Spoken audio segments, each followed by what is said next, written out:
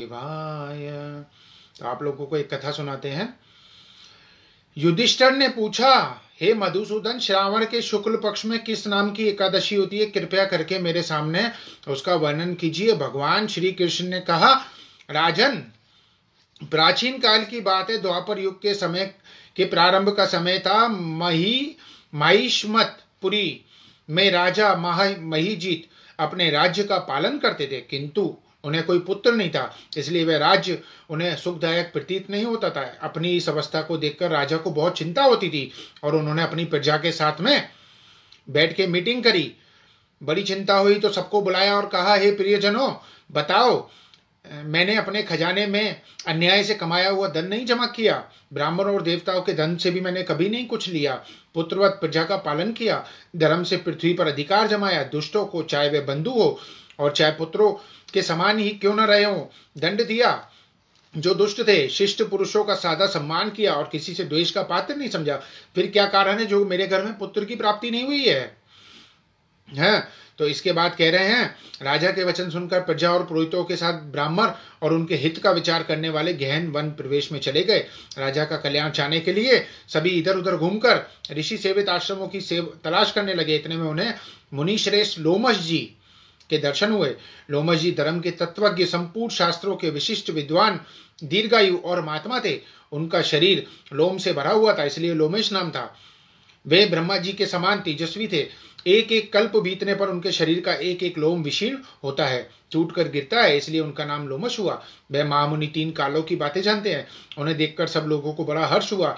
लोगों ने अपने निकट आया देख लोमश जी ने पूछा लोगों को पास में देखकर, तुम लोग यहाँ पर किस लिए आए हो? तुम्हारे आवागमन का कारण क्या है? क्यों आए हो? बताओ, जो हितकर होगा मैं वो तुम्हें सुनाऊंगा। तो सब कहने लगे कि इस समय महीजीत नाम वाले जो राजा हैं उन्हें कोई पुत्र नहीं है।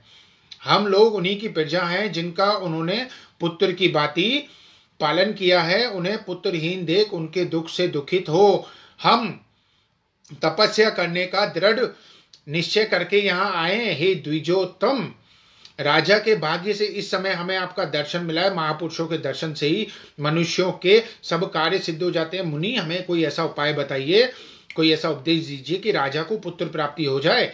उनकी बात सुनकर महर्षि लोमश 2 मिनट के लिए शांत हो गए, ध्यान मग्न हो गए। तत्पश्चात राजा के प्राचीन जन्म का वृत्तांत जानकर उन्होंने कहा, प्रजावंद सुनो, राजा महीजीत पूर्व जन्म में मनुष्यों को चूसने वाला धनहीन वैश्य था, यानी व्यापारी था। वह व्यापारी, वह बिजनेसमैन गांव में घूमकर, विलेज में घूमकर व्यापार किया करता था। एक दिन ज्येष्ठ के शुक्ल पक्ष में 10वीं तिथि को जब दोपहर का सूर्य तप रहा था, वह किसी गांव की सीमा में जलाशय के लिए पहुंचा, पानी पीने के लिए। पानी से भरी हुई बावली देखकर वैश्य ने वहां जल पीने का विचार किया। इतने में वहां अपने बछड़े के साथ एक गाय भी आ पहुंची।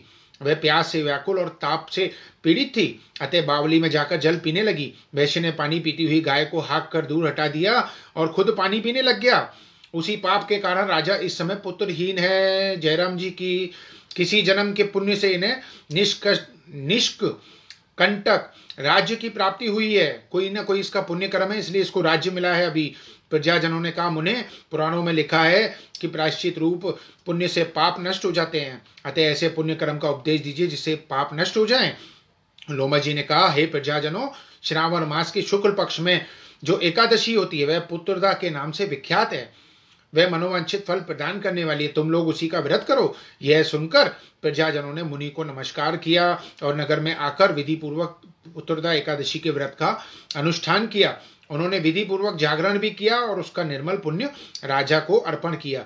तत्पश्चात रानी गर्भवती हुई, गर्भ धारण किया और एक बलवान पुत्र को जन्म दिया। इसका महात्म सुनकर मनुष्य पापों से मुक्त हो जाता है तथा इहलोक में सुख पाकर परलोक में स्वर्गीय गति को जाता है। तो अगर कुछ हो ना हो, एटलीस्ट इतना तो श्योर है कि भैया कथा सुन ली, तो इसमें लिखा हुआ है कि जो इसने कथा सुन ली वो भी पापों से मुक्त हो जाता है। तो इतना तो है, चलो इतना तो आप लोगों का उद्धार हो ही गया। दूसरा कुछ हुआ नहीं हुआ समझ में आया। पुत्रदा का मतलब होता है संतान। पुत्रदा का मतलब पुत्र नहीं होता है, बेटा नहीं होता है। पुत्रदा का मतलब होता है संतान, है ना। तो संतान प्राप्ति होती है जो कल की एकादशी का व्रत रखता है।